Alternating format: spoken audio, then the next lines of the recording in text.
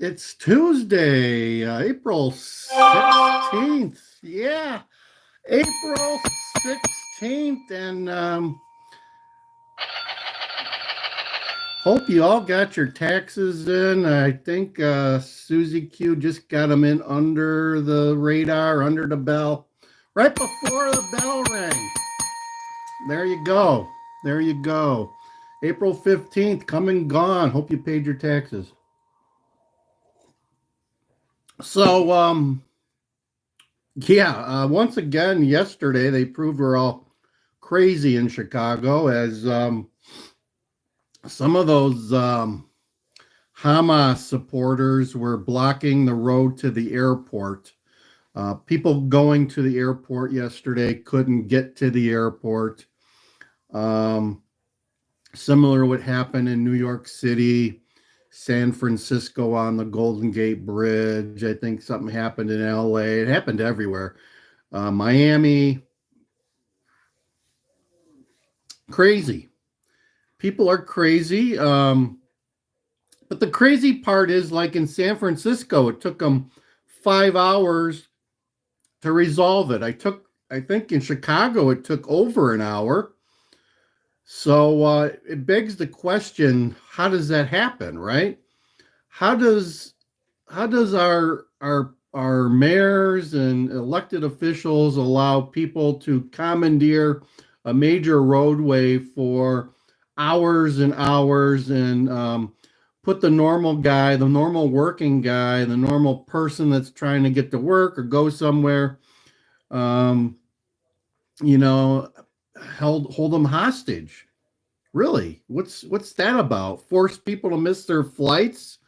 Not cool. But I think the explanation is when you let third world countries openly come into your country, you are running the risk of being a third world country. I firmly believe that so far, we are seeing cities within our country already are third world. I mean, Chicago is third world. If you just drive through city of Chicago or look at the news, you don't even have to drive through. You just look at the news for a couple of days. Last weekend there was like 48 victims of shootings, and over the weekend, 48. Some little girl that was celebrating her confirmation in one of the neighborhoods was shot, and some of her people at her party, like 3 or 4. Crazy stuff. So New York City, it's done. Put a stake in that. New York City's done. It's a third world country. You watch the videos, they're having flea markets in AOC's district. All these people are stealing stuff from donation bins, and they're putting it out on the streets every day and selling it. There's people selling alcohol on the streets without a license or a permit. There's people selling food on the streets without a license or a permit. It's third world stuff. So if you want to see what it's like to live in or visit a third world country, take a trip to one of these blue cities. San Francisco was leading the parade, okay? It's gotten so bad there where I think the mayor is trying to turn it around, but they're so far down into the hole, they can't dig themselves out. I mean, San Francisco, LA, I mean, go downtown LA, Skid Row and all that area around there. I've seen horrible videos about RVs and stuff and the conditions that some of those streets are in LA, and they don't care. They don't care. But they got RVs lining blocks and blocks of streets for miles. It's utterly crazy. It's third world. It is third world. And then you have Chicago, you got Austin, I said New York City, just to name a few. So that's what it's come to. DJ Wonder Chrissy here, guys. Got the Hooters mug this morning. Give me some likes up there. We got a couple. Looks like we got 10 or 15 people on. So hit that thumbs up. Give me a thumbs up. I am DJ Wonder Chrissy.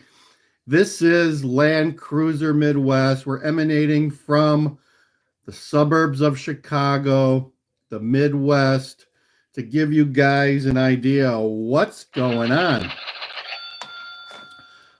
Brandon's asking for $70 million more from the alderman. They're going to vote on that today or tomorrow. I suspect he'll get his $70 million. People are asking the question, what happened at O'Hare? How is that not going to happen when the DNC comes to town? Our mayor's trying to make it sound like that'll never happen for the DNC. We'll wait to find out. What else? Oh, I hear we talked about this couple of videos. Wilmette, great North Shore suburb of Wilmette. The woke suburb of Wilmette. They've had at least 30 buses. I'm hearing in the fringe media, not necessarily the real media, the fringe media, that Wilmette is starting to get more buses on a regular basis. I guess they allow it. So I think our buddies in Texas, Governor Abbott, hey, Governor Abbott, send more to Wilmette. They're not complaining. I not seeing anything in the mainstream media. I'm just hearing that the buses are continuing to come to Wilmette. They got their hate does not belong here signs all up. They got their gay pride flags flying in Wilmette. It's a very woke city that getting what they want, I guess. So 30 buses since the beginning of the year. So I'm hearing there's more and more buses showing up at Wilmette. Some of them they take in, the other ones they give them a bus pass or a train pass downtown to the landing zone, and they become property of Brandon Johnson. So that's what's going on there. It appears that the bus companies found a great place to stop, and they're dumping them off at Wilmette.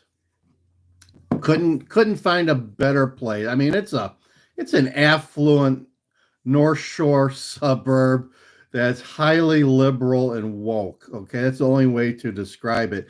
Now, if you're coming to the Chicago area, you're looking for a place to visit and hang out, go to Wilmette. They got a lot of nice trendy stores, and I'm sure they probably got 5 or 6 Starbucks and flower shops and bagels, and it's a very trendy place. You won't be disappointed if you visit there. They'll probably charge you an arm and a leg to park, though. But anyway, so that's what's going on there. I heard that they also Brandon has gotten all of his newcomers, illegals, border buddies out of Park District properties. So there's no more illegals in park districts, inhibiting the use of citizens utilizing their facilities that they're paying their taxes for. So that's, I guess, a good thing. But it appears he's getting more, so I hope he's got extra space as the buses continue to ramp up, or the planes, however the hell they're coming. Maybe he can get those people that block the road at O'Hare to kind of block the buses when they come into town, or stand on a runway at O'Hare and stop some of these flights from coming in. Just an idea.